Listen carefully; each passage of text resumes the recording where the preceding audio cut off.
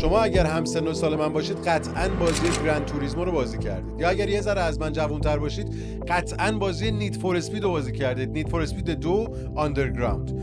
یادتونه اون ماشینای لوکس و لاکچری رو برمی داشتیم، ماشینای ریسینگ میرفتیم باش تو خیابون لایی میکشیدیم، بعضن تصادف هم میکردیم.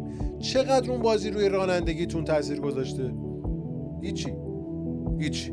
رانندگی تو دنیای واقعی با دنیای مجازی خیلی فرق میکنه. حالا تو بازارهای مالی هم دقیقاً همین قضیه است. به قسمت سوم از برنامه میلیونرز کلاب خوش اومدید. میخوایم راجع به چی صحبت کنیم؟ راجع به اینکه آقا چطور شجاعت ورود به بازار رو پیدا کنیم. شما اگر تا ابد بشینید دمو ترید کنی، تحلیل کنی، بک تست بگیری، تا مادامی که با پول واقعی ترید نکنی هیچ تأثیری نداره. یعنی ببین، آنچه که تحلیل شما رو تغییر میده طمع شماست، فوموی شماست، فاد شماست، احساسات شماست. پس ببین خودتو خسته نکن. پیشنهاد من چیه؟ اگر خارج از کشوری 200 دلار، 100 دلار، 500 دلار واسط پولی نیست، با 500 دلار شروع کن، خورد ترید کن، استاپای کوچیک بذار، معاملاتت کوچولو باشه. برای چی؟ برای تست کردن. بعد که دیدی اوکی راه افتادی، بلدی، 500 دلار داری رشد میدی، 10,000 دلار به عنوان سرمایه اولیه وارد بازار کن، شروع کن به معامله کردن. همیشه استاپ بذار، معامله نکن که 10,000 دلار یک جا از بین بره. ریز معامله کن. نه 500 دلار نداری، خارج از کشور نیستی، این عددا برات بزرگه، با 100 دلار شروع کن. 100 دلار هم نداری، با 10 دلار شروع کن. تا ابد اگر تو ترید کنی و تو دمو ترید سود باشی، اصلا مثبت بتره کنی، یا اکانت تو 700 برابر بکنی تو 2 روز، یا اصلا بیای منطقی بگی آقا در طی 3 سال من مثلا ماهی 5% رو بک تست سود گرفتم، با پول واقعی 10 دلار وارد بشی، بازی عوض میشه. پس ببین تو بازار مالی شما باید چند جا هزینه بدی. هزینه اول هزینه آموزشه که اینجا نداری. هزینه سرمایه اولیه است که کارش نمیشه کرد، باید بدی. اون به کنار، اون هزینه تجربه با پول واقعی ترید کردنه. حالا با مبلغی که از دست دادنش برات مهم نباشه قطعا وارد بازار شو. من نمیگم با 10 دلار بیا یک شب بزن بتره کنش، ولی با 10 دلار، 100 دلار، با یه عددی بیا، خورد اونو معامله کن. اصلا با 2 دلارش معامله باز کن، با 3 دلارش باز کن، ریز معامله کن.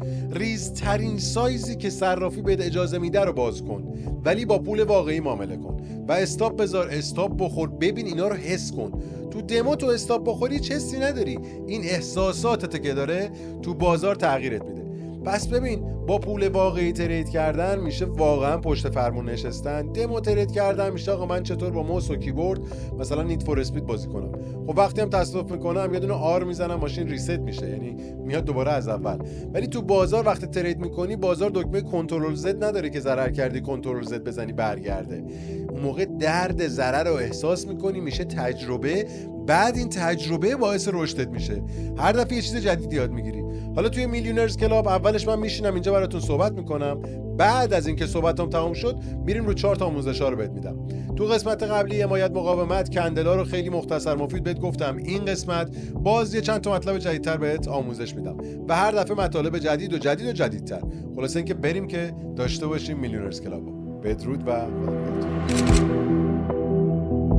خب بریم سر وقت چارتمون. قبل از اینکه بخوایم بریم با آموزش تحلیل برسیم، چند تا نکته رو من بهتون بگم.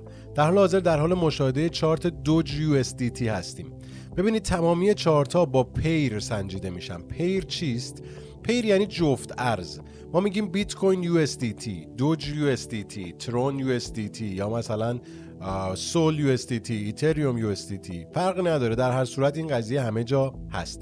نکته که ما باید اینجا به شدت در نظرش بگیریم این USDT است. USDT چیست؟ USDT استیبل کوینه.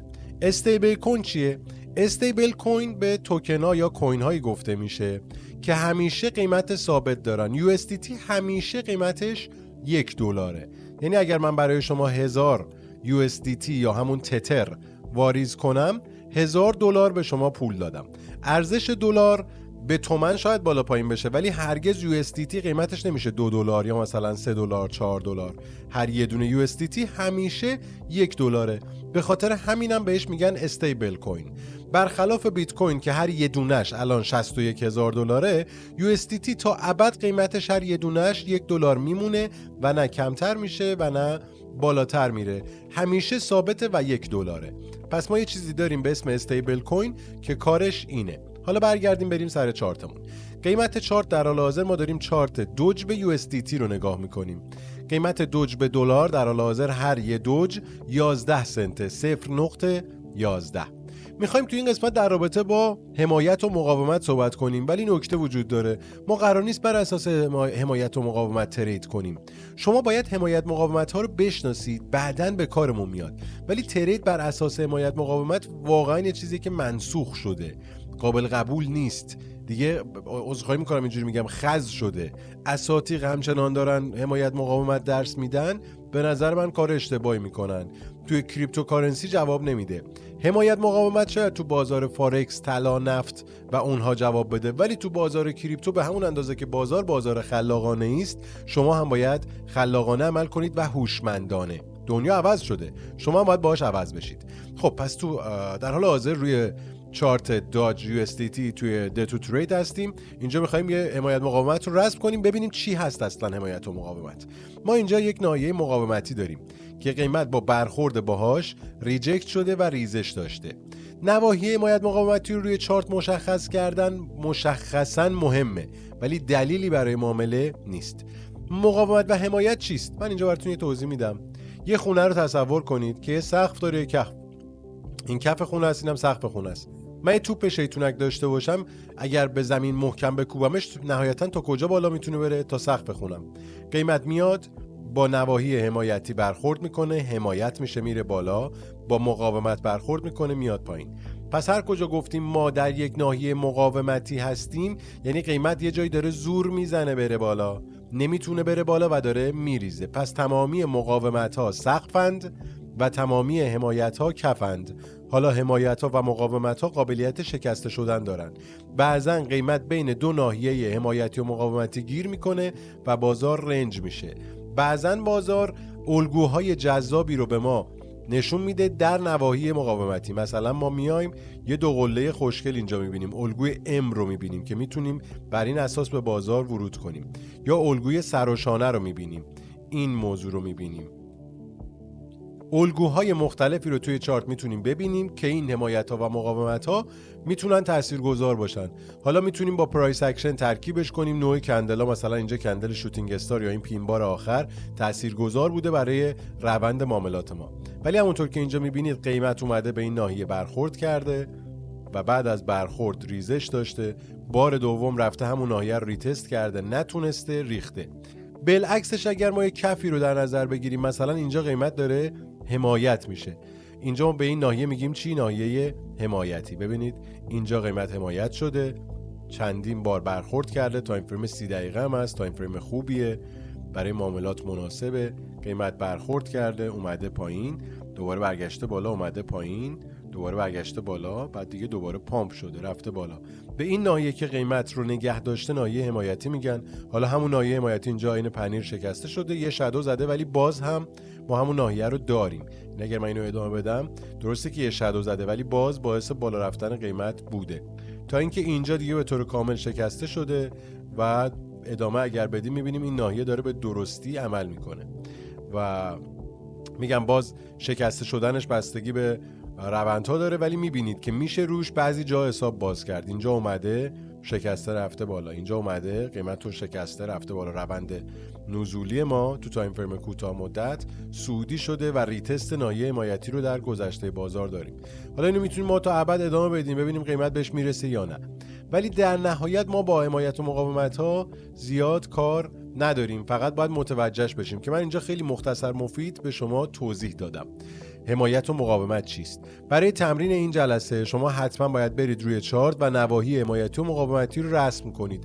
ما قرار نیست با نواحی حمایت و مقاومتی ترید کنیم، ولی شما باید این رو یاد بگیرید، چون به طور کلی توی تحلیلای ما به کار میاد. نه اینکه ما بخوایم با اینها ترید کنیم، نه، ولی دونستنش برای ما به شدت اهمیت داره.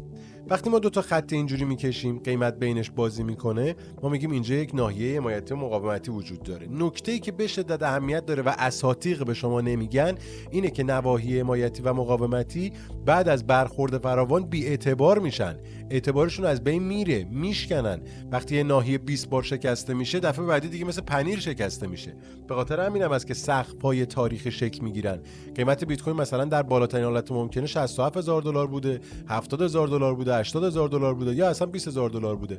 خب این وقتی 2 بار 3 بار 4 بار 5 بار شکسته میشه میره بالا، یه ذره اون بالا بازی میکنه میاد پایین، دفعه بعدی او میبینید میشکنه میره دیگه، اونجا رو به عنوان یک ناحیه در نظر نمیگیره و بی اعتبار میشه. پس نواحی با برخوردهای فراوان میتونن بی اعتبار بشن. شرط و شروط داره، کندلا مهمن، مسلما بهش خواهیم پرداخت، با جزئیات بیشتری راجبش صحبت خواهیم کرد. ولی برای تمرین این قسمت حتما برید روی چارت و این نواحی رو رسم کنید، خودتون پیدا کنید، بگردید رو نمودارهای مختلف. ما اینجا نمودار ایتریوم، بی ام بی، سولانا، شیبا، آدا، چیزهای مختلف رو داریم. روی بیت کوین و ایتریوم و بی ام بی بگردید، نواحی مختلف رو پیدا کنید و رسم کنید، خط بکشید، بیاید از نوار ابزار بغل بیاید اینجا ترند لاین رو انتخاب کنید، ترند لاین افقی بکشید و بیاید این کار رو انجام بدید، مشخص کنید. چطور ما میتونیم نواحی حمایتی مقاومتی رو مشخص کنیم؟ نکته به شدت جذاب ماجرا. برای تمرینتون حتما این نکته رو در نظر بگیرید. وقتی ما این ناحیه رو پیدا کردیم، باید توی چارت به دنبال ناحیه‌ای بگردیم که قیمت بیشتر از 3 بار با یک خط مشخص برخورد داشته. همونطور که توی چارت میبینید پشت چارت من یه سری جدول هست، میبینید این جدول رو اینجا یه ذره کم رنگه.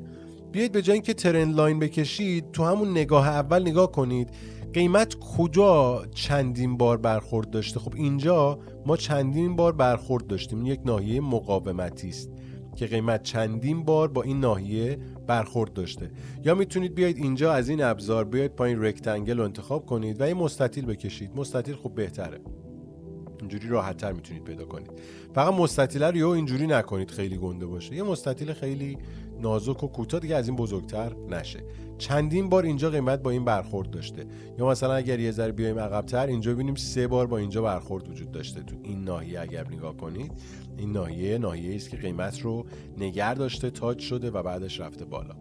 بگردید اینا رو پیدا کنید، بکشید و اشتباه کنید، هیچ ایرادی هم نداره که اشتباه انجام بدید. یا مثلا اینجا رو اگر شما نگاه کنید تو تایم فریم کوچیک‌تر خیلی بهتر میتونم بهتون نشون بدم.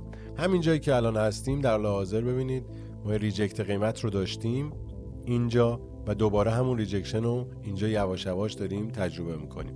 از طرف دیگری اینجا رو اگر شما ببینید این ناحیه است که قیمت هی روش حمایت شده، تو تایم فریم 5 دقیقه بیشتر از 3 بار، 1 2 3. از طرف دیگری بگردید، حمایت‌ها و مقاومت‌های مختلف رو پیدا کنید، خیلی زیاد هست. تایم فرم‌های کوتاه مدت مثل 5 دقیقه و 1 دقیقه خیلی زیاد میتونید پیدا کنید. برای اسکلپ معاملات کوتاه مدت این حمایت‌ها و مقاومت‌ها به کار میاد. برای آموزش‌های من هم مشخصاً به کار میاد، ولی ما با حمایت و مقاومت ترید نمی‌کنیم. تمرین این جلسه اینه، در جلسات بعدی باز آموزش‌های مختلف و استفاده از اندیکاتورهای مختلف، اندیکاتورهای مورد علاقه من، RSI. به نظر من هرچی چارت خلوت‌تر باشه بهتره. ما با این RSI خیلی کار داریم، با مکتی خیلی کار داریم. ایچیموکو خودش یکی از بهترین ابزاراست. من واقعا ایچیموکو یکی از ابزارهای فوق‌العاده برای ترید کریپتوکارنسیه و معاملات خیلی جذابی رو میشه باهاش داشت. تو تایم فریم 30 دقیقه به شدت با این ابزار میشه معاملات جذابی رو داشت. نکته‌ای که باید در نظر بگیرید اینه که ما یه حمایت مقاومت اصلا خود ایچیموکو محسوب میشه، یعنی سقف ابر ببینید قیمت چقدر قشنگ باش برخورد کرده و روی سقف ابر ببینید چقدر قیمت اینجا قشنگ بازی کرده. به طور کلی تو تایم فریم‌های یه ذره بزرگتر مثل 1 ساعته ما خیلی خوب میتونیم با ابزاری مثل ایچیموکو معامله کنیم. وقتی که ابر رو میشکنه خروج میزنه، بالا رفتنش چقدر خوبه، وقتی ابر از ابر خروج میزنه چه ریزشایی وجود داره. با این ابزار ما 1000 مدل تحلیل مختلف میتونیم انجام بدیم. یعنی ایچیموکو یک تنه خودش یه ارتشه و قشنگ میشه باهاش معامله کرد، معاملات خوبی هم میشه کرد و 1000 تا دیتای مختلف ما میده که من تک تک این اجزای این ابر رو برای شما توضیح خواهم داد. تو قسمت بعدی نحوه نقد کردن. آقا من سود کردم، چطور نقد کنم، چطور برداشت کنم، چطور واریز کنم، چطور ثبت نام کنم رو بهتون توضیح میدم که چطور وارد چارت بشیم، چطور تو ترید ثبت نام کنیم. حالا تو مسابقه ای اگر بود، بونسی اگر بود، واریزی اگر خواستید انجام بدید چطور این کار رو انجام بدید. پلاس این که توی قسمت بعدی بهتون میگم. میخوام یه حرکت جالب بزنم، این ایده امروز به ذهنم رسید. میخوام خدمات سیگنال کریپتوکارنسی خودم رو برای کسایی که واریزی دارن رایگان کنم و خب علت این که واسه همه نمی کنم همینجا بهتون مستند بگم، به خاطر اینکه اگر شما موجودی ندارید برای ترید، میایید و سیگنالای من رو میدزدید، بعد برمیدارید سیگنالای من رو پخش میکنید یا برمیدارید دوباره میفروشید. مثلا شما میاد از من سیگنال میگیرید، خودتون کانال سیگنال میزنید، بعد برمیدارید میفروشیدش. پس اگر موجودی نداشته باشید منطقی نیست که توی کانال سیگنال باشید، چون به کارتون هم نمیاد، یعنی دلیلی نداره که اصلا اونجا باشید. یه مبلغ خیلی پایینی برای موجودی در نظر، مبلغ فوق العاده کم، مثلا $100 یا $200. حالا مبلغش رو تو قسمت بعدی بهتون میگم. اگر $100 موجودی داشته باشید توی دیتو ترید، من 1 ماه کانال سیگنالم رو بهتون هدیه میدم و اگر دوست داشته باشید وقتی که سود کردید، سیگنالای ما رو استفاده کردید، ماه بعدش حالا یا هزینه‌ش رو میگیرم یا یه کاریش میکنیم. هنوز بهش فکر نکردم، ایده همچنان پخته نیست، ولی در نهایت براتون تو قسمت بعدی توضیح میدم چطور میتونید از اونم استفاده کنید و نهایت لذت رو ببرید. خلاصه اینو داشته باشید. تو قسمت بعدی باز بیشتر توضیح میدم در رابطه با اندیکاتورها چی کار میکنن، چطور میتونیم ازشون استفاده کنیم و یه سری اندیکاتور مخفی هم توی قسمت‌های خیلی خیلی جلوتر بهتون آموزش میدم که راز استراتژی منه که هیچ کجا تا حالا نگفتم. خلاصه اینکه بریم که داشته باشیم یه قسمت جذاب رو. تا قسمت بعدی بدرود و خدا نگهدار. سوالات رو یادتون نره پاسخ بدید.